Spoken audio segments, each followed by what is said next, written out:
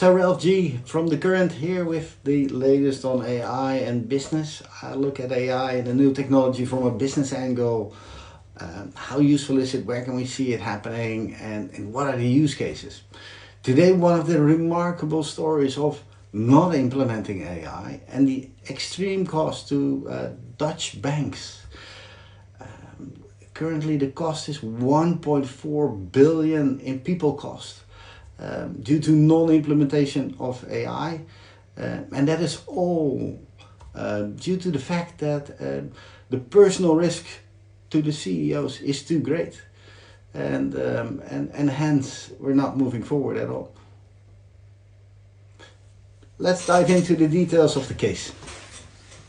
So in the period 2015-2018, the compliance to anti-money laundering in the Netherlands reached a low point. And one of the leading banks, the ING Bank, headed up by Ralph Hamers, the CEO of this massive global bank, he actually got a serious warning from the Dutch National Bank.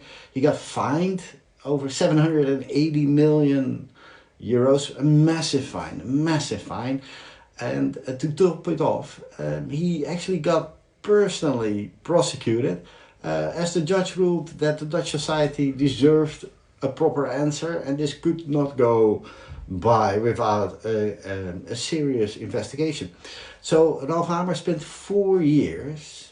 over 4 years, being personally criminally prosecuted, and at the end of 2024, he finally, just like the Department of Justice, dropped the charges against him personally.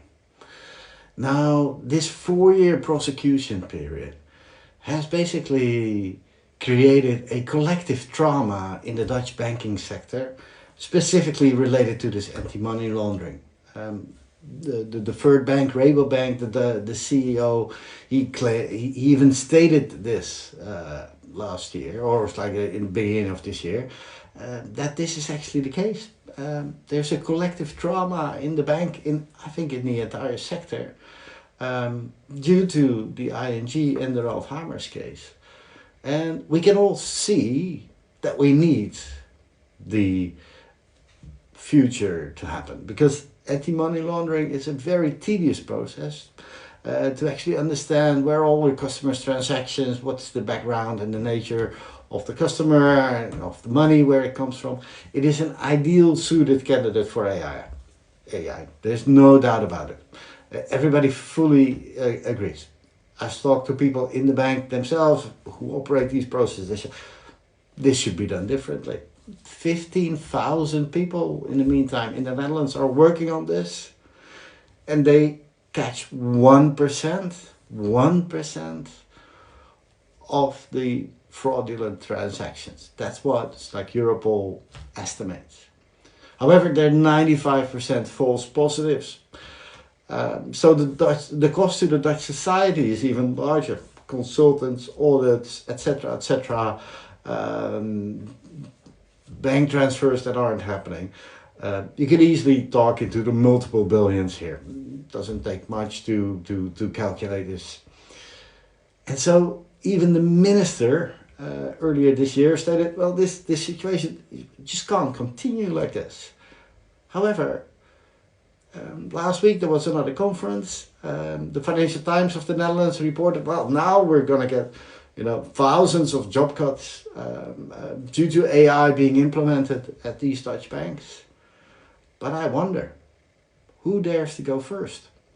Who actually has the balls and has the leadership to say, we take the risk and we want to address this and we're going to implement it.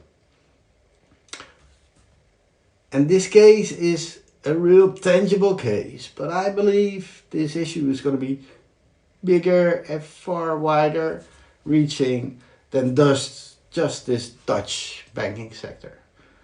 Because unexplainable AI actions or mistakes or hallucinations or whatever we might experience, for corporates, there's a very clear line of accountability.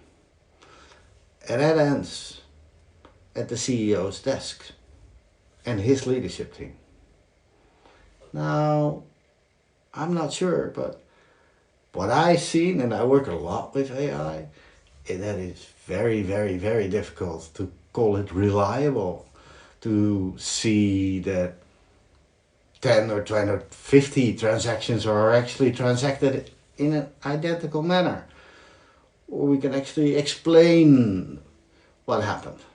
This is like a lot of these things are not repeatable, are not verifiable, are not 100% predictable as of yet.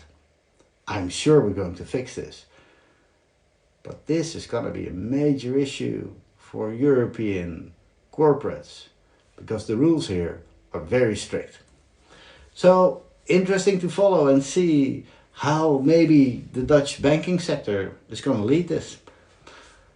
Thank you for your attention. Love to talk to you about this kind of stuff. I hope you like it. You can read the full case on the usual LinkedIn, Substack, etc., etc. And hope to speak to you next time.